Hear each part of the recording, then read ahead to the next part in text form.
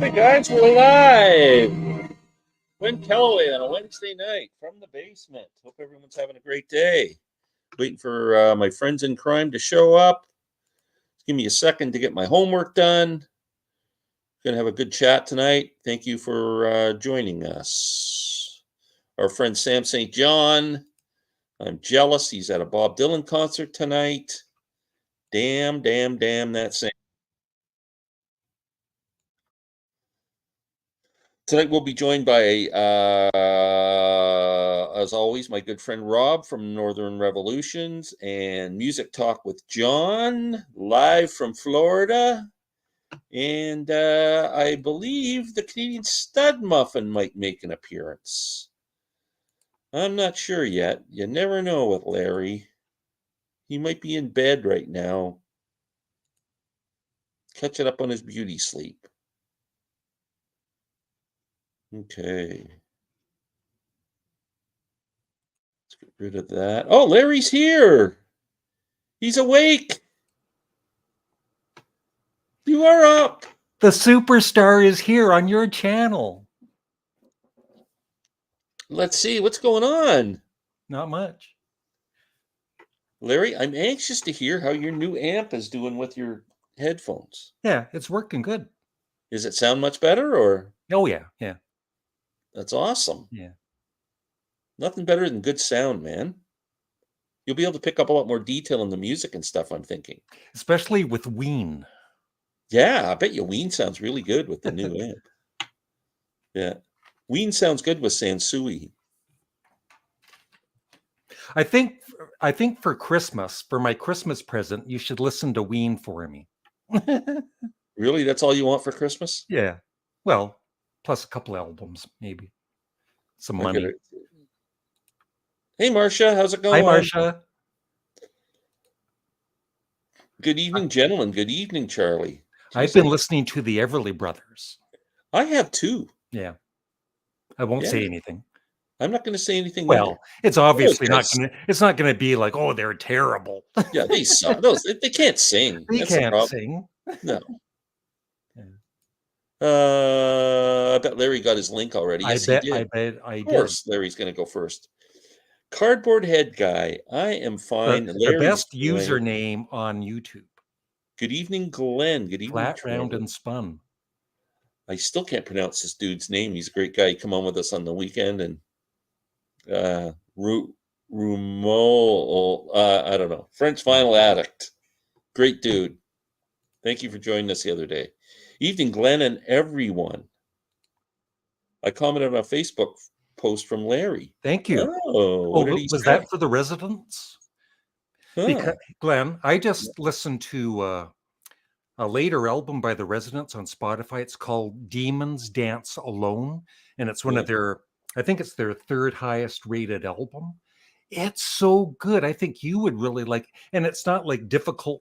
You know, the first listen isn't even difficult. So I ordered it. Oh, wow. Yeah. Here you go, Larry. If you like Ween, check out Mollusk album. Yep. Is that a Ween album? That's Ween, yeah. I'm not doing it, Marcia. I'm not all hung up on my Ween like Larry is. People out there, I'm a mature individual. Please tell Glenn that Ween are good. Well, tell them to change their name. Yeah. There's Sup, everyone. Massey was saying, Brian was saying he would like to, you know, I don't know when, but it would be he would like to join us in some way. Like he was good at the CD exchanges. He was good at the CD. Yeah. So maybe like a guest or something at least. Oh, right? Here comes. There we go. There we go. We're here. Well, I gotta go. Okay. I figured that would happen, Larry. Yeah. That would happen. He doesn't like bald guys. Yep. You like that? Nice and trimmed up. Yeah, I kind of all shiny tonight too. I just got to adjust my toupee. Yeah, there you go. Yes, Demons Dance Alone. Great album. Yeah. Send me the name of your toupee guy. Brian, you're going to be on reserve because we're getting sick of Larry already. So if he brings one more Ween album into the group, he's out, and then you can be the fourth member. The fourth Beatle. He'll be Pete Best. Look what Brian just said. Mollusk by Ween is a very good album. Thank you, Brian. Do you like Ween, John? I really haven't made a journey into Ween, so I don't have an opinion yet. I should get you a song to listen to. There you go. Yeah. You know me, I got to do it. How Trevor, how are you? He was at when we did that chat the other day, he was on his way to emergency. Larry's wearing a Beatles wig that went horribly wrong. No, that would be me. He forgot the bangs part. Haha, but I like Ween as well. Much better, Marcia. Thanks. Yes, Trevor. Hope you're okay. Wow. How many hours did you have to wait at emergency to see a doctor? I want to compare it to the Canadian wait times. Marcia's all worried about her friend Trevor. Yeah, it's good to hear. Wow, that's good. Are we all ready? John, I'm not used to you not walking around while you're on a live chat. It's kind of weird you just sitting. Yeah, that's better. I'll just do this the whole time. That's better. Larry, I went to the thrift store today and I bought 3 CDs. I know I should have went yesterday when I was sales. I forgot to actually look at the CDs. You know when you go in there to Value Village, right? And there's always a couple people standing there looking at the CDs. You want to just shove them aside, say, "Excuse me, I'm here." Yeah. So anyway, I bought 3 CDs. I bought ZZ Top's Eliminator because I don't have it on CD. I have it on vinyl. So I thought, why not? And I bought Stevie Wonder album from 1970, Inner Visions, which I always liked. Good album. That's a good era right there. Yeah, and I bought. They had a bluegrass comp that was really good. It was not like traditional bluegrass. It was all kind of the modern guys, and it was a great comp. And I bring it home. I'm all excited to pick it up. I open it up. There's no disc. I did that not too long ago at a yard sale. It was a Taj Mahal CD. I'm like, oh, cool. Didn't even look at it. Got home, nothing. Yeah. Yeah. And do you know what song was on that CD? The Sounds of Silence. It's weird. And you got just that. Yep. Invisible Touch might have been on there. Here we go. Did everyone get their Spotify Wrapped today? Yeah, I never looked at mine. What does that mean? It's I think what you've listened to throughout the year, like the music you've been playing the most throughout the year. It's kind of interesting. I share it with my daughter, so we would have a really weird mix of music. Why listen to Bachman Cummings when you can just listen to the new? That's right. Exactly. Yeah. Yeah, those old fossils. We like the new guys. Good evening, everyone. Good evening, Christopher. 2 hours and in the room for another 2. Got blood drawn and got an IV. They couldn't find anything. Wow. I hope they found a pulse, at least. Yeah. Both albums are great, Eliminator and Inner Visions. Yes, they are. Oh, yeah. Great album by Stevie. Guy owned the mid-70s. Yeah, he did put out some great records back then. Talking Book and Inner Visions. Songs was that Plant album kind of, the follow-up to Songs in the Key of Life? Yeah, but it wasn't. Was it kind of weird, or? Yeah, I think I've never even heard that album, to tell you the truth. The Secret Life of Plants or something. Yeah. He tried to make some weird album, and but he had that. We got a 4th for you, Kerr. Evening, gentlemen. Hello, buddy. Oh. Are any of you guys going to be checking out I was watching Rachel today, and she mentioned the Trans-Canada Highway, like the Canadian Highwaymen. The Trans-Canada Highwaymen. They're fantastic. Yeah, I guess there's a new album that came out or something. Yeah, they just put out an album of covers from like the 70s. Who is it? Who are these guys? It's a supergroup. It's Stephen Page from the Bare Naked Ladies. Oh. And one of the guys from Sloan, one of the guys from the Odds.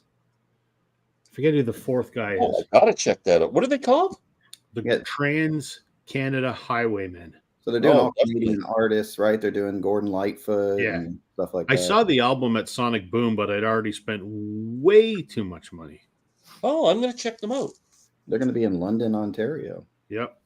Ooh. Wow, I wonder if they're coming around here. I don't know when that is. They've been around for a few years. I didn't know. Oh, geez. Hold on. I'm trying to. How did I know Rob would be able to answer that question for me, though? Of course. It's so it's Mo Berg from The Pursuit of Happiness, Chris Okay. Murphy from Sloan, Craig Northey from The Odds, and Stephen Page from BNL.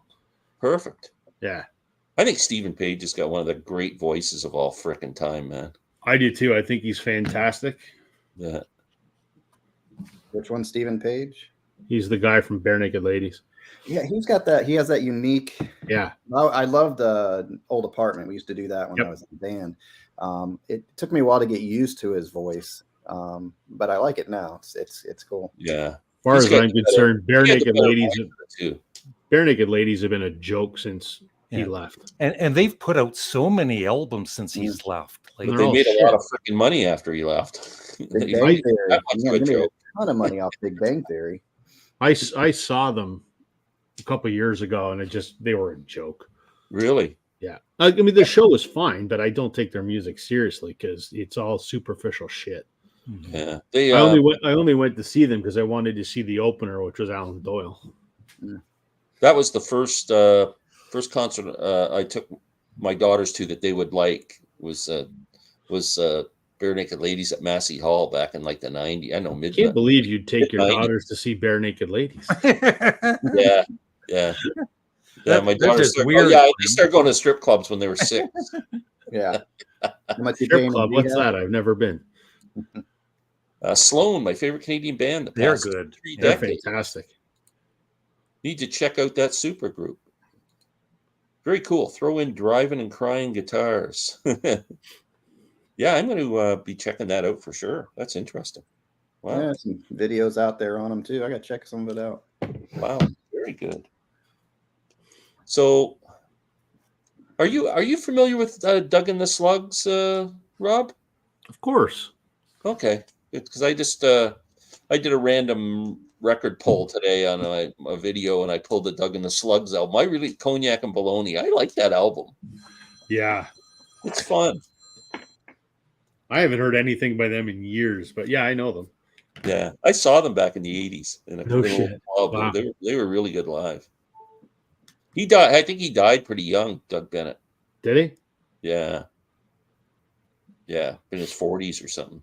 Jesus. Yeah. So, anything else exciting that anybody wants to mention before we No. get into our?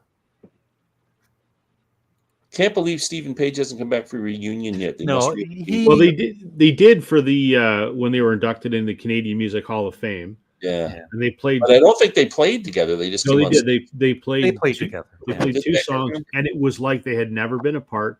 Yeah. It was fantastic, but there's a lot of bad blood behind the scenes, so it'll never happen beyond that. Yeah. What happened there? Why did they? Well, I he think got Stephen Page got into coke. And I think busted. he for cost them a dealing lot of coke. money. I think he cost them a big contract with maybe Yeah. Disney or something. I don't know. Something. Something like It cost them a lot of money, and I think they all resented him. And Yeah. it didn't end well. Nope. He got busted, I think, at one time, didn't he? He was arrested in when he was living in New York. Yeah, Yeah. he's got his shit together now, but I think Yeah. there's too much animosity, and it's a shame. I mean, their story, as much as I think now BNL is a joke, their story back in the day was pretty incredible when you think about yeah. it. 4 guys cram into the video booth at Speaker's Corner, and they become Yeah. one of the biggest musical acts in the country. I And know, they it's wrote pretty some crazy. really original music back in Oh, the yeah. day. Those old stuff like Be My Yoko Ono and Yeah. you know, that kind of stuff. Brian Wilson, like Brian those Wilson. songs were great. And then they got the big thing that put them on in Toronto was when they got banned at City Hall. Remember, they wouldn't let them Yeah. play that concert because they thought the name was offensive. Yeah. Yeah, that really put them on the front pages here. Yep. So it's a shame that they can't.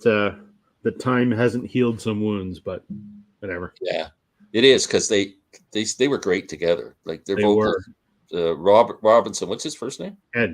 Ed. Yeah. Love Doug and the Slugs' first 2 albums. Yeah, they're great. Hey, Randy.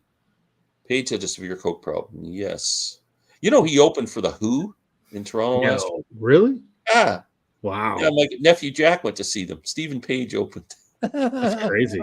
It's like Jimi Hendrix opening for the Mamas and the Papas. The Monkees, yeah. Yeah, perfect fit. And the Monkees, exactly. Yeah. Page had a cake bust right when they had released a children's album, then he left. Not a cake bust. Not a cake bust. That's even more serious than a coke bust. You don't want to have a cake years bust. ago. Yeah, Gordon was. That's an album that needs a vinyl reissue. Don't blame it on Yoki. I blame it on Yoki. Good evening, guys. Good evening, Art. How are you? Wow, very cool. So tonight we are going to do something. We're going to walk down memory lane. We're going to pick a few songs. I think I'm more album-oriented than song-oriented on this. But same thing. Those are albums. It's interchangeable. A memory. Hopefully they're all nice memories. I mean, I guess all of my. I got one that's a. I could pick Sparks album and say, geez, that's when I first met Larry Graves. Oh my God.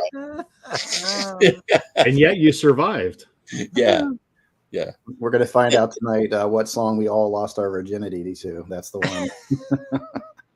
I've already having my baby. Yeah. For me, that was a Taylor Swift song. Oh, wow. Okay. Hopefully it was early Taylor. I've been, yeah. I was lonely for a long time, John. Yeah. Okay.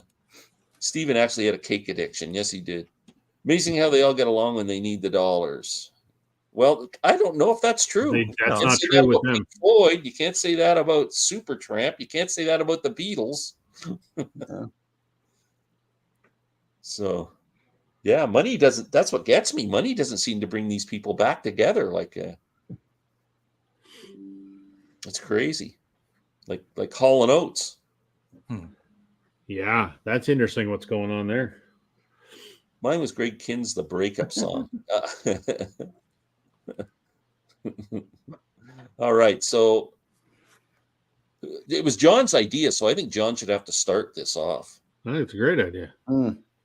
What do I start with? The first one. The first one. Okay. So there's a song off this album. Oh, that's a horrible record. American Dream. I like that song. Yeah. There's a song on here that worked for me. Don't Say Goodbye. It's a Graham Nash ballad.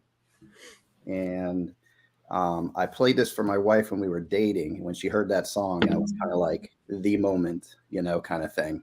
So, and then years later, and I played it thinking she doesn't like this. She's from New York. She likes the dance stuff and whatever. But I played her that song, and that was like the song. So we ended up dancing to that at our wedding. So the first one for me is, Don't Say Goodbye. Yeah, it's worked for me for a while. So there we go. Yep. So that's number one. That's number one. Rob, go ahead. I'm going to go an album. I forgot instead of a song for number one, because I think probably my most, when you say musical memories, this is the one that I always think of first, because it's my favorite album of all time. Yeah. And I will always remember when I heard it the first time. So I got into music when I was, and I've told the story 100 times on my channel. I got into music when I was a teenager in the early 90s, right around the time that the anthologies came out. So I knew like She Will Loves You and I Want to Hold Your Hand, that kind of stuff. So a lot of my first time exposure to the Beatles was during the anthologies. So that's when I'm getting into their catalog, and I, was getting familiar with the early stuff. And I happened to be hanging out with my best friend, who's still my best friend to this day after 35 years. We were at his girlfriend's house. She lived about 5 minutes away from both of us. We were hanging out at his girlfriend's house. And wanted to put on music, and she knew I was a Beatles fan, and the only Beatles album they had was Sgt. Pepper. So she put the CD in, and I had not yet heard Sgt. Pepper at that point, and put it on, and I sat there and I'm like, this is the most incredible thing I've ever heard. It literally blew me away. So I always remember the first time that I heard what I think is the greatest album ever recorded. Amen, brother. Yeah. And this is my UK mono first pressing. Yeah. Ooh. Hey, Glenn, do you remember do you remember the very first time you heard A Day in the Life, like your reaction to it? Because I don't know if I can. Yeah, I don't know if I can remember exactly my reaction to that particular song. I mean, the whole album blew me away.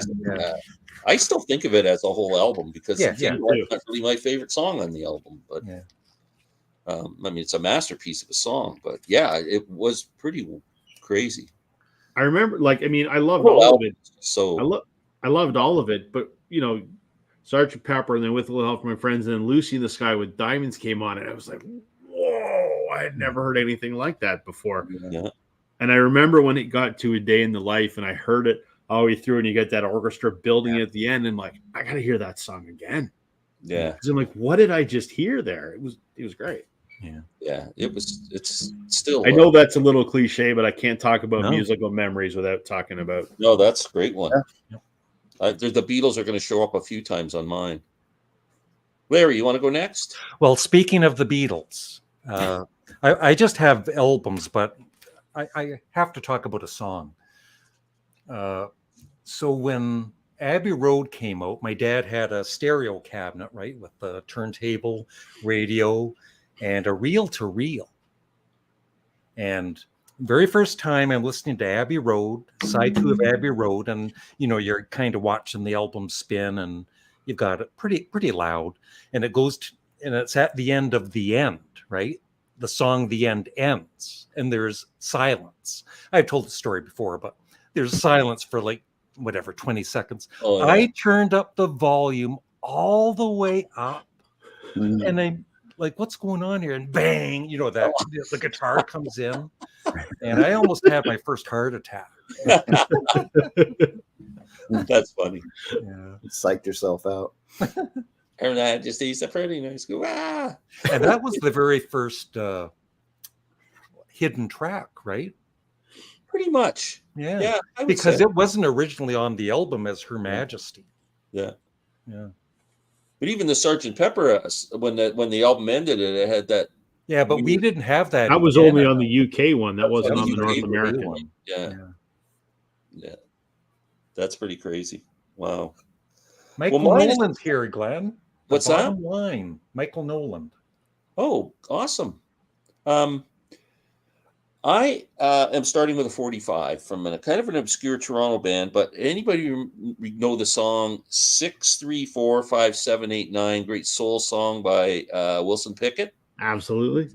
So I was a big fan of this Toronto band in the 70s, I'd say mostly the late 70s, the original Sloth band. It was a brothers, Ken and Chris Whiteley, who just can play anything, blues, jazz, anything, just great musicians. They used to play around town a lot, and I was like hooked on. I'd go see them like once a week somewhere, kind of just from going to so many shows. I got to know them. We weren't friends, but they just knew who I was, kind of from always being there, right? And we'd talk and stuff. And flash forward to 1991, my first date with Lynn, I take her to the Horseshoe Tavern because the original Sloth band is having a reunion show, like 25 years or however many years it was. And we went, and I talked to Ken and Chris at the start of the show and everything, and I was asking them about a 45 that they put out. They did a cover of the Wilson Pickett song, and I was looking for it. And they said, well, just, watch later tonight. So halfway through the show, they say, we're going to have a contest for anybody who gets it can win a copy of our 45 that we put out in the 70s, 6345789. It's a great cover.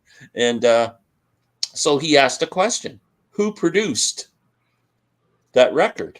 And I knew it was Daniel Lanois when he had his studio in Hamilton before he got big and producing Dylan and U2 and everybody. And I said, Daniel Lanois. And he goes, come on up. So I won the 45. That's cool. That's cool.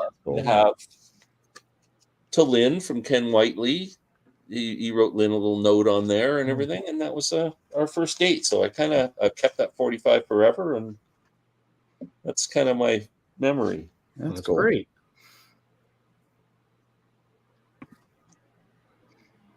John, you're back. I'm up. I didn't know if you're going to respond to anybody out there. Let me catch up here for a second. Okay, yeah. I can't ignore the fans. Oh, James, he'll go as the Beatle. I must have missed something. Oh, and they need daughter. Hey, Michael. Great song to lose your virginity to. Everybody's got to learn something by the Corgis. I'm so old. I first heard Pepper on cassette. I'm so old that cassettes didn't exist. Yeah, I was gonna say. Was there a specific song, Rob? No, I sat down and I listened in my girlfriend's living room and listened to the whole album start to finish, and I loved all of it. Still to this day, not a great fan of George's contribution there. Within You, Without You. It's a little one of my top 5 Beatles. I'm not a big fan of his Indian songs. No offense. Love them. I'm not a sitar fan per se, but beautiful. I appreciated them. I appreciated it for how different it was. Yeah. But to me, it kind of stuck out on the album. At least that was my initial first impression. But everything else just blew me away.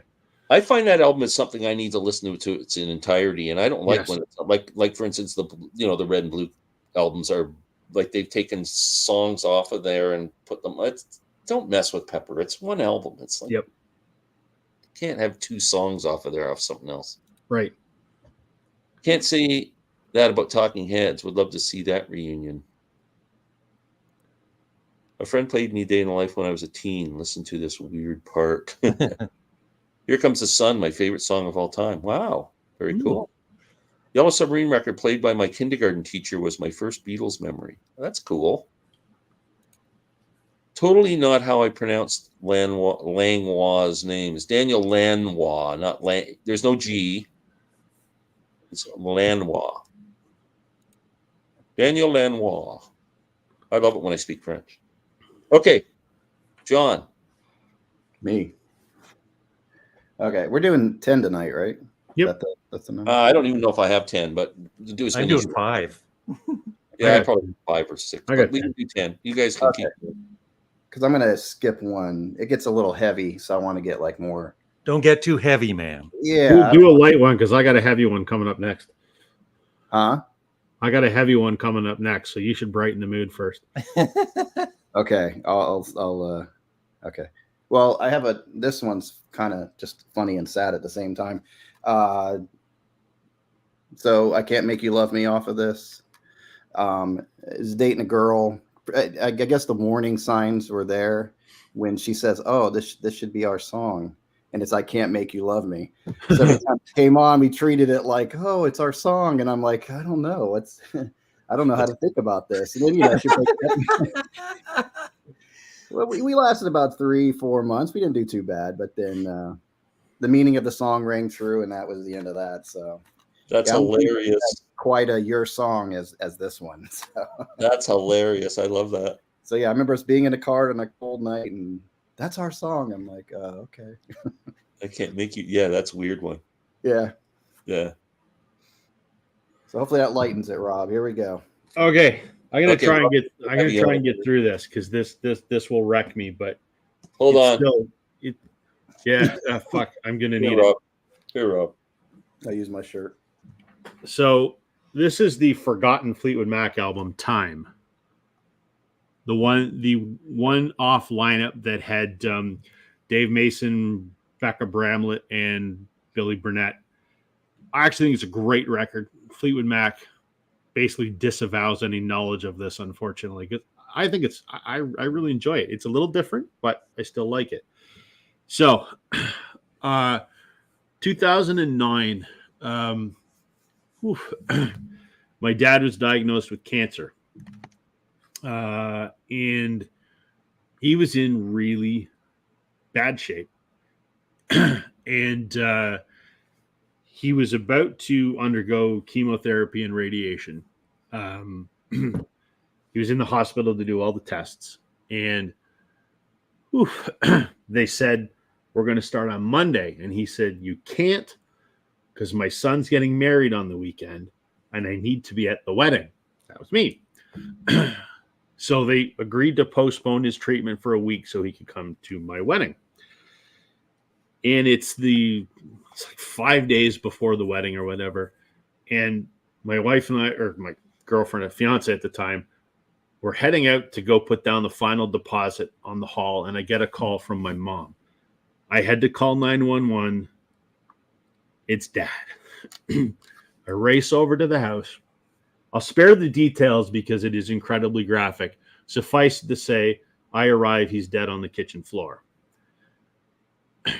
I've tried to console my mom. I'm just in robot mode. I'm not really processing what happened. I'm trying to console my mom.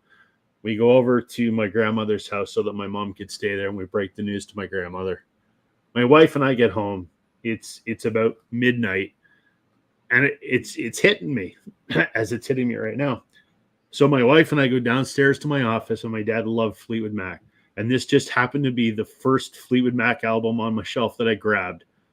I put it on, and my wife and I just sat there and listened to this and just sort of felt connected to my dad, who had just passed away in an absolutely horrific fashion just a couple hours earlier. It's a horrible story, but I listen to this album now, and even though that's a horrible memory, there's nothing that makes me feel more connected to him than listening to this, because that's what I did the night that he passed away. Yeah. Sorry to make things dark, but that's that's the power of music. Absolutely. Yeah, Yes. Yeah. Wow. Yeah. It helps get it. Yeah, music's good for release. Emotional. Yeah. That's the only heavy one I got, but it is powerful. It's powerful. Yeah, my dad is such a huge part of who I am and why I'm a music guy and why I'm a record guy. And he would be loving this YouTube vinyl community thing if he was still here, So yeah, I had to share that memory because I still listen to this often. I feel really close to him when I listen to it. Wow. So that's nice. Yeah. What a powerful story. Yeah. Larry. Okay. Follow that, Larry. Yeah. This better be a good one, Larry. I'll lighten it up a little bit. Yeah, please do. Can you talk to us about Jinx? Yeah. Oh, great. Yeah, that's what you need. Okay, so back in grade, they used to have show and tell in school, right? And in grade 4, believe it or not, I was super shy. But I was such a big Beatles fan that for one of the show and tells, I brought the album Yesterday and Today to school, and I put on a Beatles song and I sang along to it in front of the class, not trying to be funny, just singing along to the stupid Beatles song. And nobody laughed or anything, and they clapped at the end. And the song was What Goes On in Your Heart. It's like the best Beatles song ever. And you got up in front of the class and sang it? I sang it, yeah. Awesome. And they Wow. laughed at the end. And That took a lot of guts in grade 4. Yeah. I would have wanted to crawl under a desk. Oh my God. Remember when you used to have to do speeches in class? They'd make you stand up and do a 5-minute speech? Yeah. I used to get ulcers when I was a little kid knowing that. And now I could speak in front of 1 million people. Like when I worked, I had to get up and do presentations and stuff. I'm the same way. I hated it back in the day, and now I love public stand up speaking. at funerals. I could stand up. I don't care who's there. But when I was a little kid, oh my God. No way. Okay, what am I going to do next? Okay, well, let me talk about my cousin Paul, who was like my guy. He was like, him and I were, since we were babies, we were both obsessed by music, lived around the corner from each other, and were just inseparable. Grew up just turning each other on to music our whole lives. Unfortunately, he passed away from cancer about 7 years ago, just before his 65th birthday, and I still miss him. And he's the guy for me when it comes to music. And I still remember in 1975 when this album came out, Tom Waits' Nighthawks at the Diner. It's a great album. I got this album, and he was away. He used to work on the freight boats that go around the Great Lakes, so he would be away all summer and fall, and then come back and have winter off. So I would wait anxiously for him to return, and we'd always turn each other. He'd pick stuff up when he was out in the boats, and I'd pick stuff up here, and we'd get back together. What'd you get? You got any new tunes? And so I discovered Tom Waits first, and I remember sitting in the car playing this for him on it must have been a cassette or something. And I put on Big Joe and Phantom 309, the last track on this. Yeah. Yep. And I said, you got to hear this, man. We both just sat in silence going, wow, this guy's amazing. And then we both just huge Tom Waits fans ever since. And then we went to see Tom Waits in like 1978, I think we saw him. And so this album always, and that song in particular, always brings back memories of my cousin and the music we used to share and turn each other on to. So yeah, that's cool. It's mine. Tom Waits too. Yeah. Okay, let me get caught up again. Oh yeah, she would have lost me with Bonnie Raitt. I like Bonnie Raitt. Brian does not, obviously. Yeah. Music does connect us, Rob, in this life and the next. Yeah, that's well said. I like that whole album. I like the Follow the OMG tears. No joke. Bro hug, Rob. Yeah, no kidding. Thanks for the bro hug. Thanks, Trevor. Oh, I hope it was a Butch cover version of Yesterday and Today, Larry. I remember singing Rod Stewart's Ain't Life a Bitch when I was telling my grandmother. Many of these stories involve close relationships rather than just the music itself. Yeah. Yep. Very cool. One of the great loves of my life threw on Court and Spark in the mid 80s. I was going to say in my mid 80s. How did I not know about Joni Mitchell until my early 20s? So romantic. It started my Joni obsession. Oh, that's cool. Very cool. Okay, we're starting another round. All right. I gotta show off my fancy record. No Billy Joel. You know the rules. This is just the beginning, just so you guys know. The soundtrack of my life. So this was a 82. This came out. So I was about 10, and so I knew the songs that came off of this. Allentown played like crazy. Pressure played like crazy. Goodnight Saigon got some play, but I remember my friend just running to my house, knocking on the door. He's got to hear this song. You got to hear this song. I'm like, what song? He's like, come on. So he can't play it near my house. We had to go to a corner where he's looking around. I'm like, what's the big deal? So does anybody know the song Laura off this album? No. So it's so here we go, boys and girls. We're going to have some language. So Billy Joel, used language and stuff throughout his career, but he dropped the big F-bomb on Laura. So, I'm listening to the song. It's just cool, just song led by piano, all that. And then there's just this line. He's like, here I am feeling like a fucking fool. And we're like, oh my God, 10-year-old me going, oh, did anybody hear that? So that always, I just remember standing on the corner. I go by every once in a while. I still see that corner. And every time I see that corner, I remember this, and I'm like, it was a cassette. So he's like, play back. Okay. Oh my God, he did say it. So that was pretty good. So that's my Billy Joel Laura memory. That's good. The F-bomb memories. Oh yeah, right. Yeah. That's a big word when you're 10 years old. Yeah. I remember when my buddy, he was first one about the Woodstock soundtrack, and we were sitting in his living room listening to it. And when Country Joe says, give me an F, give me a U, give me a C, give me a K, his mom comes in and she's going, what's that? And my buddy Gord says, they're spelling muck, Mom, because they were sliding in the muck. It's so funny, like how, you're just waiting for an adult or something to come by and reprimand you, Oh, I know. Yeah, there was a few of those I had too. That was the fear of your life as a juvenile. Rob, you're up again. All right, no video with me, and it would be complete without me showing some Blue Rodeo, of course. Yeah. This is In Our Nature. Truthfully, not one of their better records. I think it's probably their worst, to be quite honest. Came out in the mid-aughts, and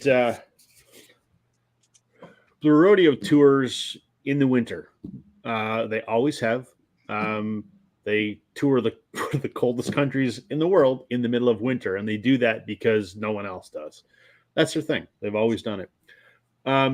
My son was born in January, and Blue Rodeo was out on tour for this, and I texted my buddy Bob Egan that played pedal steel in this band because he knew Kim was pregnant and that we were expecting any day now, whatever. And I texted Bob to let him know that Kim had the baby and everything's good and what his name was. And, he texted back, congratulations. And, we chatted over text for a little while. Later that day, it's like 5:00 in the evening. The band's out in BC. I think they're in Vancouver. And I'm sitting on the couch. Parker's asleep. Kim's asleep on the couch beside me. And I get an email on my phone. So I pick it up and I see it's an email from Bob. And I open it up. There's no words or anything. It's a video. And I click on it. And it's a video of Jim Cuddy and Greg Keeler from Blue Rodeo, the two frontmen, sitting on a couch backstage. And they say, Greg says, "Hey, Rob and Kim, we're Jim and Greg." And then Jim goes, "We wanted to say congratulations and welcome to the world." And he welcomed my son and congratulated us. Yeah. And I'm just like, well, that's, and I still have that video to this day. I treasure it, Cool. Oh, yeah. But, one of my favorite band and one of the best bands ever to come out of this country. And I just thought that was a nice, it took all of, 30 seconds out of Bob's day, but that was a nice gesture. So that's really nice gesture. While I'm not a giant fan of this album, anytime I hear this, I think of, the congratulations message from Jim and Greg. So wow, great story. That's really cool. Beat that, Larry. Well, maybe Larry should sing us a song. Him on his haircut once. I've got kind of a story too, but I actually just thought of it. My first wife, Nancy, passed away from cancer at the age of 40, and she was a big Northern Pikes fan, and I hardly ever listened to the radio. When I was driving in the car one day, and I was upset, obviously, and this was maybe a few months or a few weeks after she passed away, and I'm just driving along thinking of her. And I turned on the radio, or the radio was on, and there was a Northern Pike song, right? And so, I thought of Nancy then. And then right after that song, they played another Northern Pike song that I've never, two songs in a row by the same band. So that just kind of affected me big time. That's kind of weird, right? Yeah. You remember what the two songs were, or just the band? It was just the band. She was a big fan of them, and we did you know the band? I know you know the band members. Did you know them at this point? Yeah. Oh, that's cool.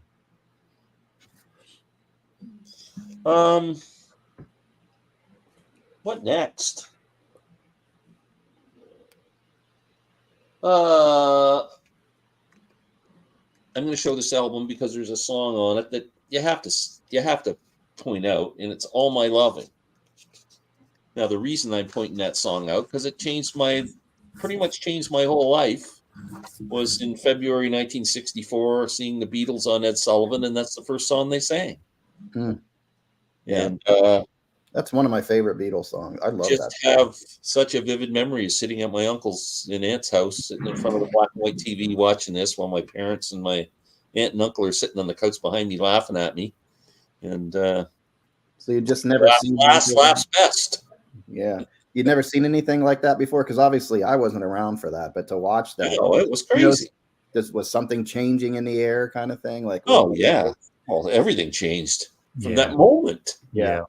And Yeah. have you heard the Beatles before that, or was that? Yeah, because they were playing them on the radio, like Chum AM radio was playing "She Loves You" and "I Want to Hold Your Hand" and all that early songs. So, but nothing had the effect of seeing them.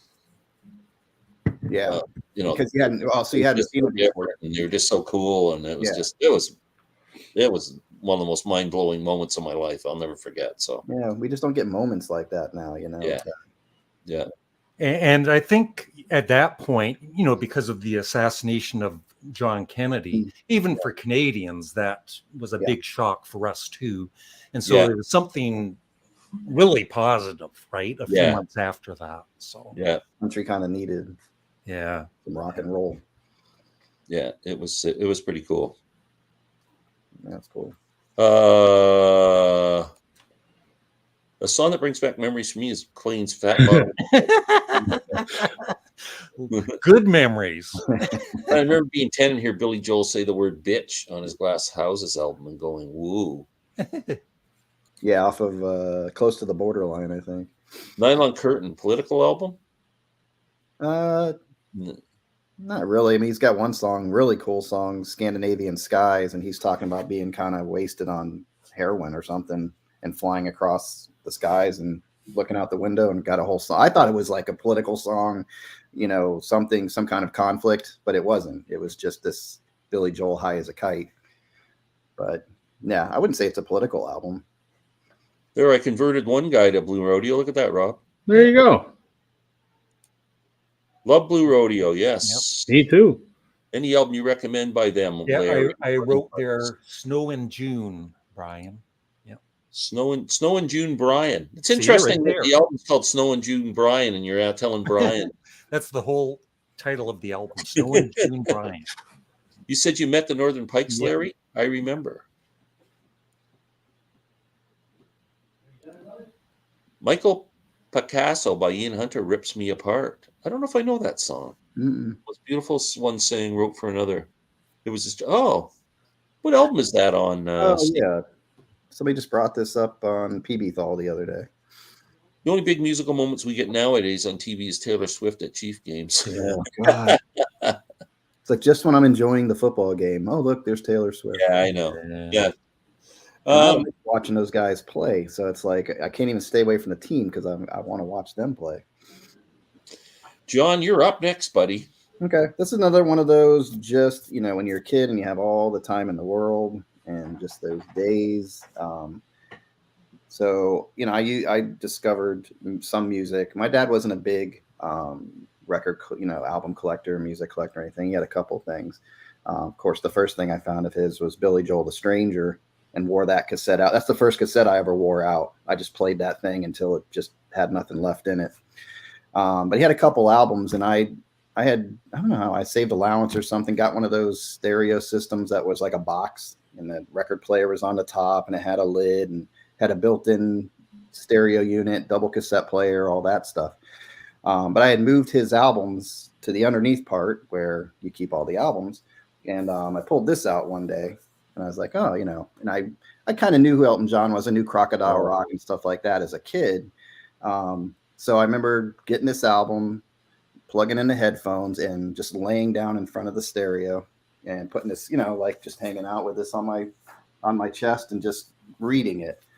And then, it was different than what I heard before. But then when Where To Now St. Peter came on, and that effective, I took myself a Blue Canoe and that wah pedal and that sound, I'd never heard anything like that before. So I actually got up and put the needle back because it's the first song on side B, and started it over when it finished because I'm like, I got to hear this one more time because I just had never heard production like that. So it just fries in your brain that memory, So, yep, that's what another a great album that is. Yeah, I love this thing all the way. My favorite Elton album for sure. Yeah. Wow, that's cool. Rob. All right. Sorry, I kept running away there. My wife's in bed with a migraine, and I'm trying to keep a 7-year-old in bed. So that's okay if you need to. No, we're good. To beat a dead horse again, but again, there's another album that goes so many memories. And Sam would appreciate this. Oasis, What's the Story, Morning Glory from 90. 4 or 5 or whenever this came out. Sorry to interrupt you, but I have to say, Sam blew us off tonight for Bob Dylan. I know, what the hell. What the hell's that all about? Get your priorities straight, Samuel. Yeah. Okay, sorry. It's all right. This album is one of those like soundtrack of my life albums. And without going into any specifics, because some of them I can't go into, I discovered this album when it came out in 94 or 5 or whatever it was. Again, around that time that I was getting into music. And this was the first album I discovered on my own that wasn't, my dad's influence or, somebody I knew. I just discovered this on my own. And this whole album to me, it's that summer. It's that summer and that girl that was the first girl I ever fell in love with and did other things with. And there's literally hundreds of memories associated with this album. But that's the first, sort of the greatest summer ever. And every song in here, there's a certain event that makes me think of it. So. Is that your coming of age album there, Rob? Yes, that's a good way to put it. That way. It's when I became a man. There you go. Larry. I'm not sure what was the very first album that, I bought with my very own money, but I believe it could have been this particular album. And I didn't realize it. I think while I was listening to the album, I somehow found out that this band was Canadian. And I was just so proud, because usually they'd be British bands or American bands. And it is Share the Land by the Guess Who. And so, yeah, it's always been a favorite of mine. Love it. Great album. Great band. I've met Burton. Yeah. Briefly. Cool. I am going back to the Beatles. Christmas again, Glenn. Enough Beatles. This is why I kept the Beatles out of my list. So we talked about this a bit. I did when we had that pop-up chat on the weekend, and we mentioned about Beatles and when they released albums and stuff. And a lot of their albums came out in November, Christmas time in Canada. Anyway, they're Canadian releases. But so Christmas 1967. This album came out in late November, I believe, and asked my mom and dad to get it for me. And it was Under the Tree was Magical Mystery Tour. Yeah. And I remember opening this, being so excited, and after we were finished our Christmas nonsense, going downstairs where our stereo was and putting this on and phoning my buddies and going, I got Magical Mystery Tour for Christmas. I instantly had like 4 buddies over within an hour, and we spent the afternoon just devouring this album. So all my old friends from back in that day when I was 14, I have vivid memories of that day, just listening to this album and going crazy. So. Oh, yeah. Do you think they could have taken that and Sgt. Pepper and made a killer double album? No. I see similarities between the two albums. But but don't mess with the. Don't mess with what is. Yeah. Okay. Fine. Don't put lipstick on the Mona Lisa, I always say. Right. Oh, let me see what's going on here. If the Beatles hadn't have come along after JFK SSEs, at least there would still the Beach Boys to cheer everyone up. The Beach Boys instantly became the most uncool band on the planet, I think. The haircuts and the goody two shoes. And the Mike Love. Surfer stuff. It was just like, this isn't cool anymore. Tumbleweed is a great album. It is. I Gotta Go. Going to college and friend turning me on to Sparks in 75. Hey, Douglas. Sparks. The Sparks he talks about.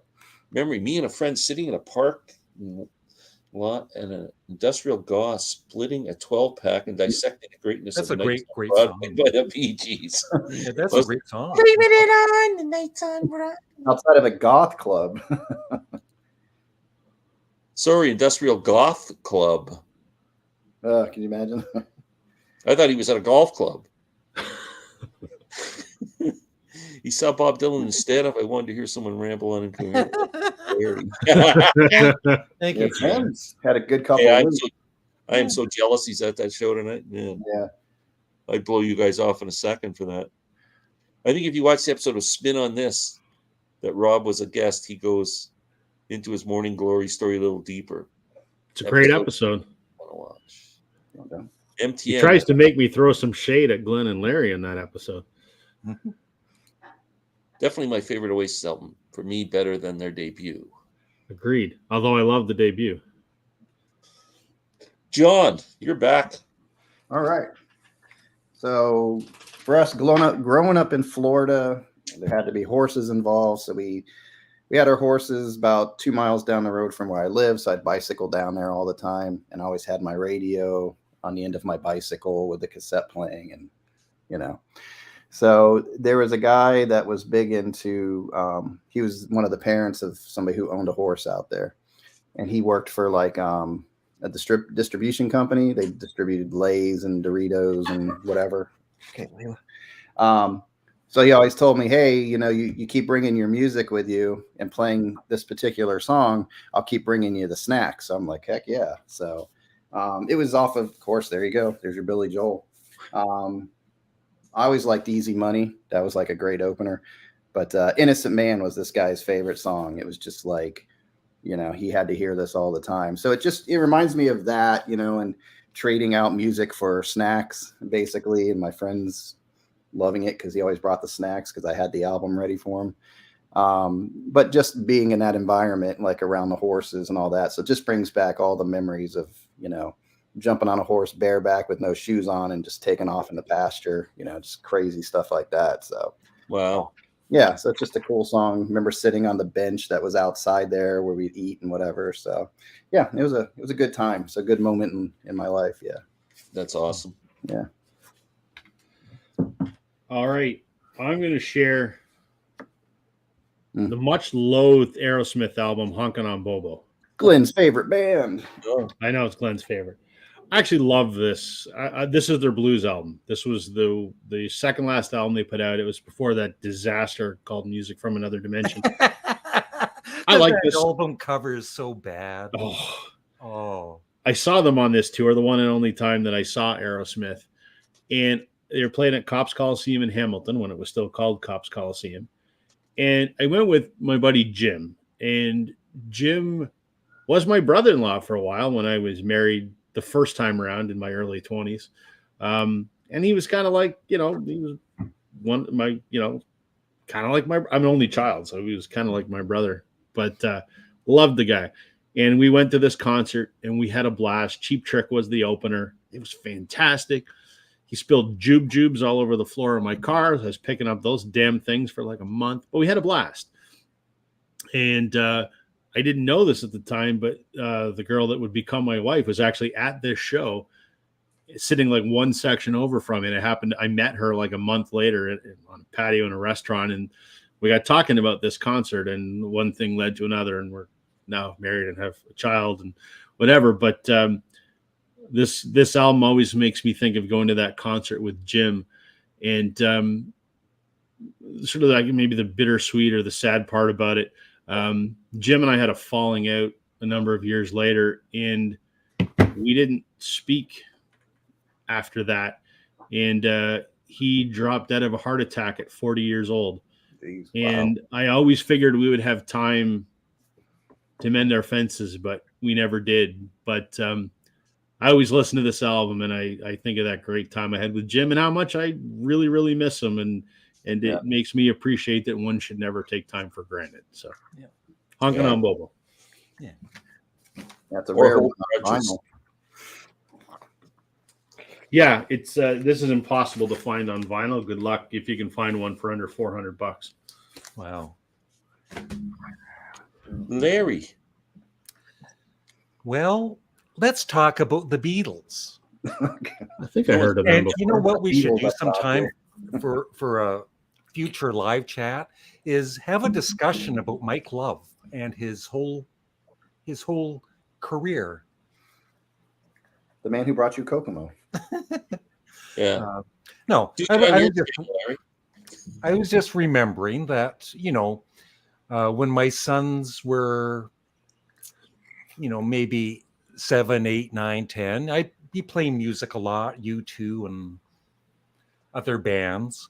And they started to get into music themselves, and they'd have, you know, like Smashing Pumpkins and whatever else was in the early 90s. And then one day I hear my youngest son, he's in his bedroom, the door is closed, and I hear the Beatles. And you know, it was just a proud moment. It's like, you know, and they both really like the Beatles. So just a really good memory. That's really cool. Yeah. That's it's cool when you it's one thing I missed in my life, because when I was growing up, the generation gap was huge. Like, our parents just didn't understand what we were going through in the 60s and whatever. It was just so foreign to them what was happening.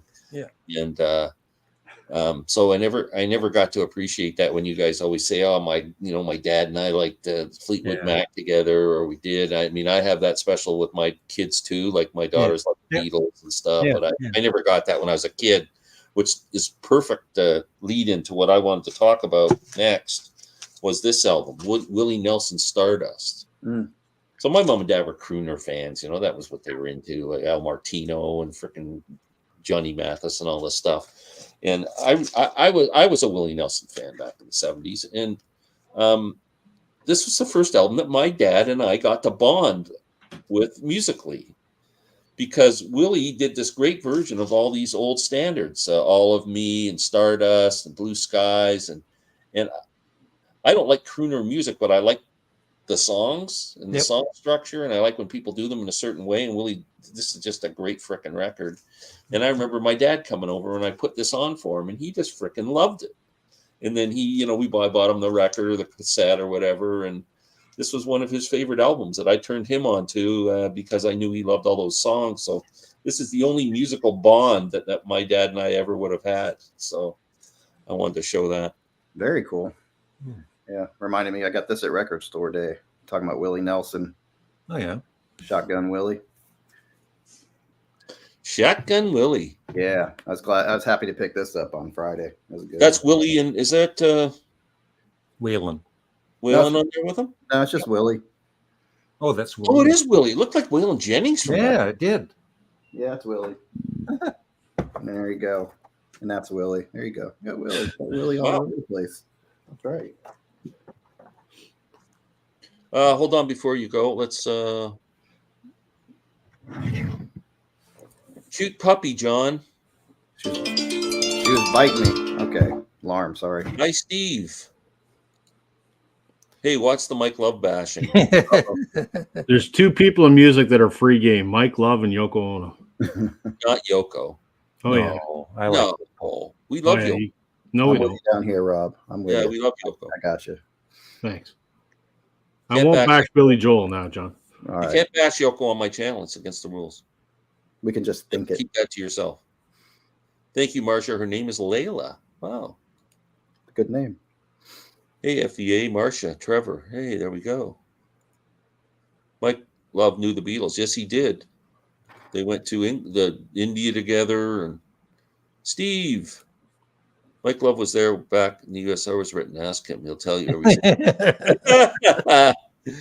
Steve. My first concert with my sons was Godsmack, opening for Metallica. Wow. Wow. How your son's hearing. Wow. My first, that's crazy. Okay, John, you're up. Yeah, that's cool. I'm looking forward to this. Glenn, with your parents like Ringo album Sentimental Journey? I don't know. I never liked the album, so I never played that one. I didn't like Ringo's versions. He's putting out a ton of EPs these days. Keeping himself busy. Yeah, just save it, Ringo, and make an album, you know? Right? Yeah, I don't know I don't know what I saw one of his EPs at a local record store. It was $16.99 for 4 songs. Yep. That's why he's doing it. That's why he's doing it. Oh, I'm sorry before we get rolling here in the next thing. So Peter Gabriel's new album is dropping on Friday, and I'm really excited about it. I am. Yeah. I can't freaking find it anywhere. Amazon.ca is not even showing a listing for the CD. They show a listing, but they show nothing not available or something. And I talked to my buddy at Zap Records today, And I said, "Are you getting the Gabriel album?" He says, "I'm not touching it." He says, "I can't sell $100 records." He said he would have to sell that vinyl for $100.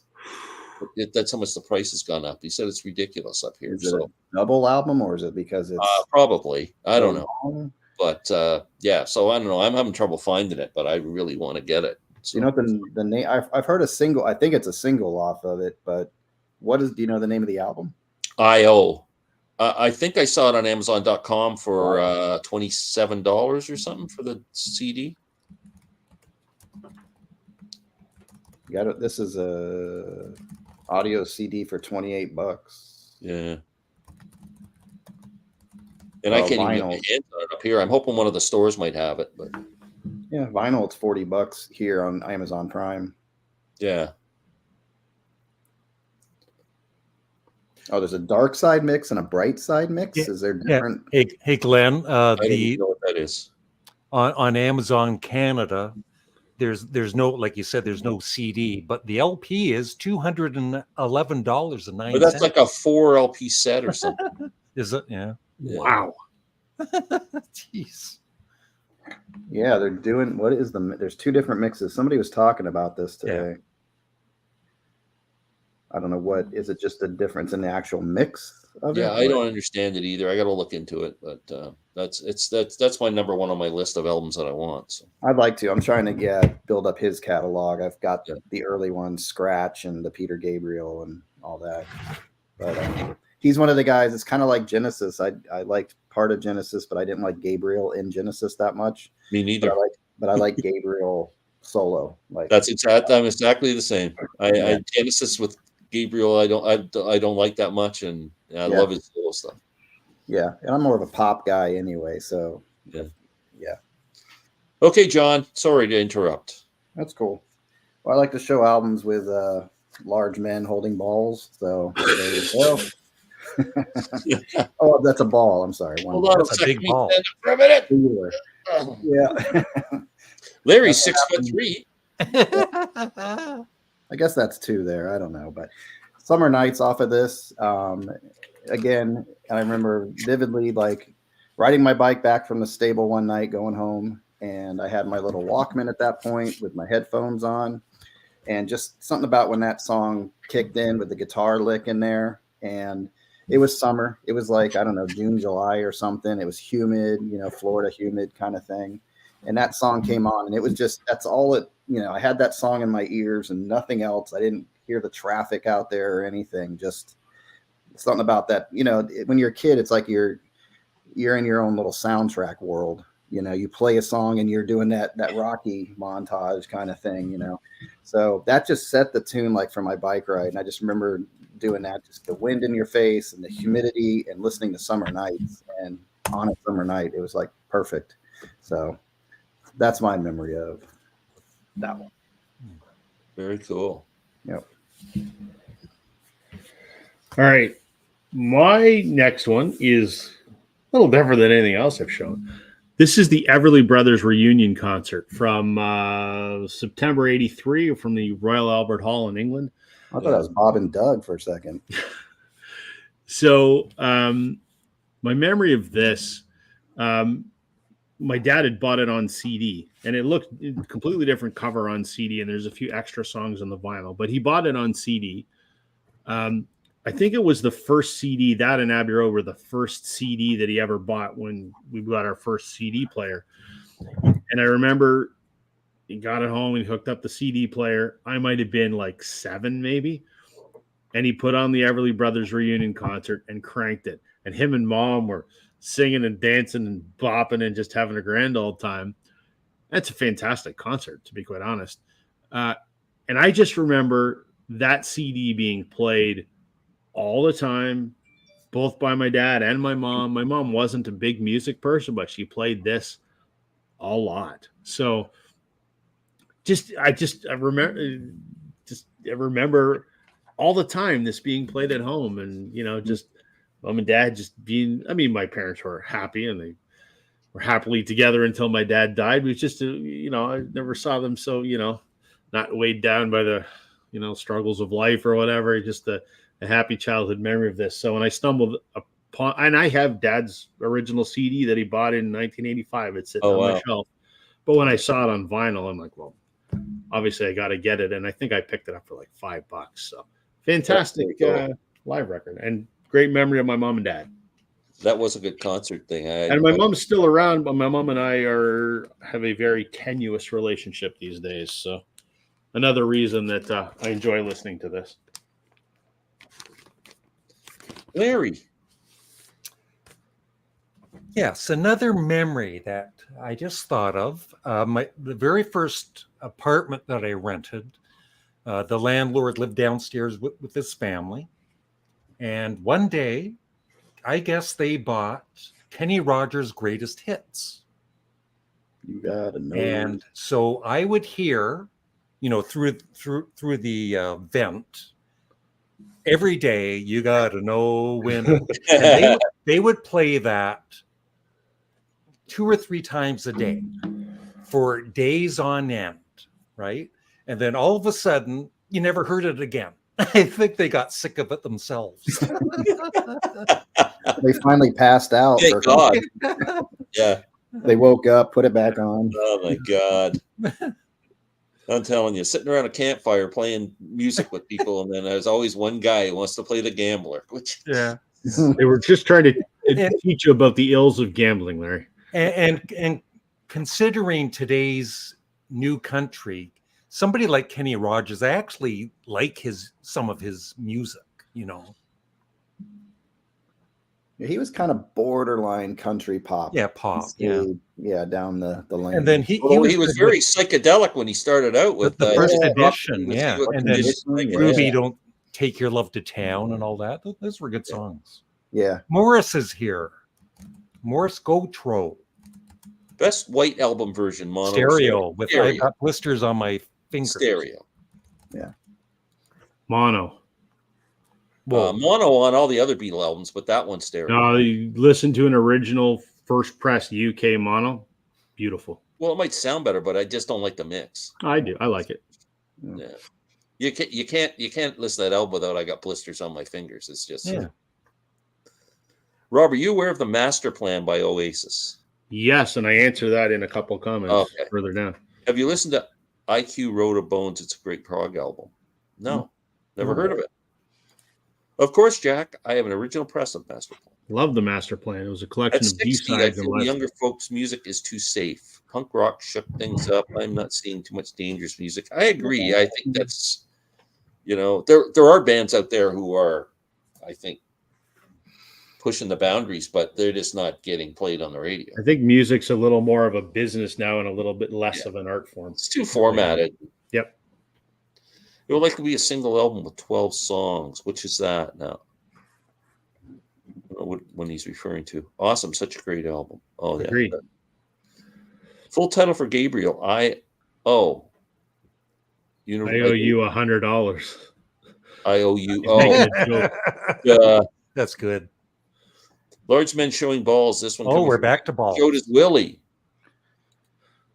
I did. I showed you my Willie and my Van Halen balls. So we're Love Summer Nights. That was played at a lot of parties when I was in high school. Yeah.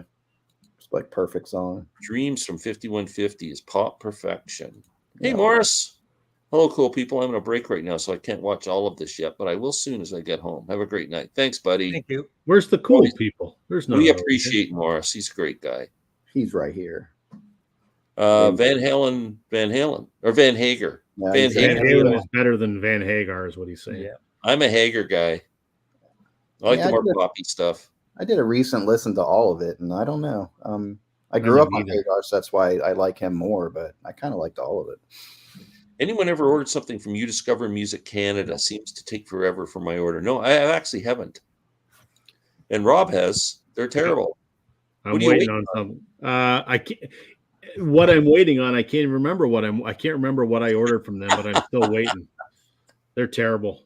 And the last thing I ordered, I got it like 4 Paul weeks. McCartney's Egypt Station or something. It's no, I can't. I can't remember what, but anyway, they're terrible. Will there be a Sgt. Swift, a Taylor Sgt. Pepper? Yeah. No, I do not think so. No. Back to you, John, isn't it? Or is it Yep. me? No, it's John. I Yeah. don't think I went. Did I? Or did you? I don't know. Did you go? I don't think You I didn't went. go, Glenn. Oh no, He didn't yeah, go. you can go, Glenn. That's Okay, right. I'm gonna get two more. So going from the one mind-blowing thing that happened in 1964 when the Beatles were on Ed Sullivan to the next mind blower and next game changer was, all the music from 64, 65 was all She Loves You, I Want to Hold Your Hand, and that. And then Bob Dylan comes out with Like a Rolling Stone. 6 minutes. Whether you like Bob Dylan or not, that song changed everything. I mean, just frigging changed the way radio was formatted, changed the way people wrote lyrics, the way they produced their songs, the instrumentation, everything changed with that song. And I think the greatest 45, most important single ever released. But that was my other game changer. That's the part I miss. Like I like these Dylan songs, but I don't get that part of it. I don't get to have that experience, and that kind of sucks. Like to get it fresh. Yeah.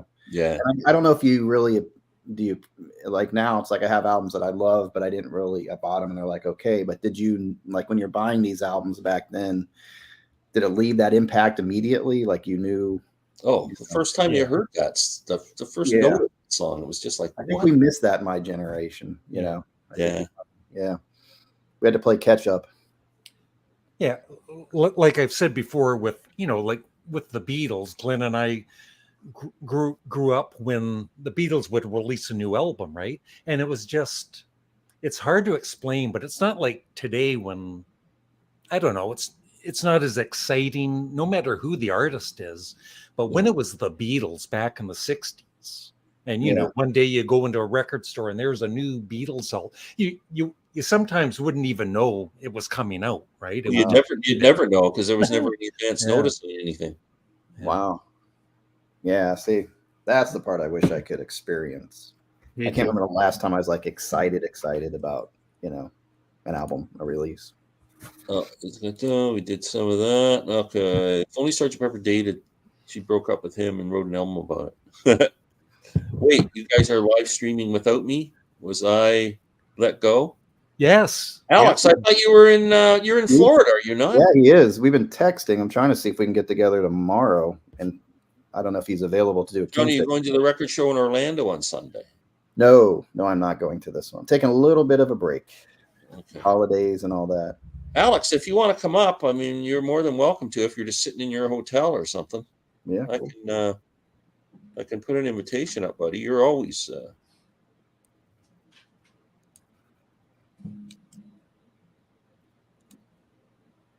I put a little prompt up there. There you go. Discovering the magazine Hit Parader with articles on the Doors, Cream, Emerson, Lake, with the Nice, etc. Wow. Yeah, Hit Parader, like an old magazine you're seeing, or yeah. Remember Cream, like Cream magazine? Yeah, Cream magazine. Yeah, yeah. Hit Parader was one of the early ones. Oh, Alex is here. There he is. Hey, buddy. Hey, guys. You sitting in your hotel? Just sitting in my hotel. We're more entertaining than pay-per-view porn. I mean, they might be going simultaneously, Rob. Oh, good Lord. Oh, boy. Keep the camera up at face level there. Keep your hands up, please. Keep your hands up. There. Oh, boy. Oh, no. Just because John showed his willy and some big balls, you don't need to. Yeah. What are you guys talking about tonight? We are talking about musical memories. What albums, songs bring back kind of memories of whatever, or sad, happy. We're just about to do another round. I've only got one left, so I don't know. I got 4 left. Okay, you guys can keep going. I have I'm two. good. Yeah, I have 2 that I Go ahead, John.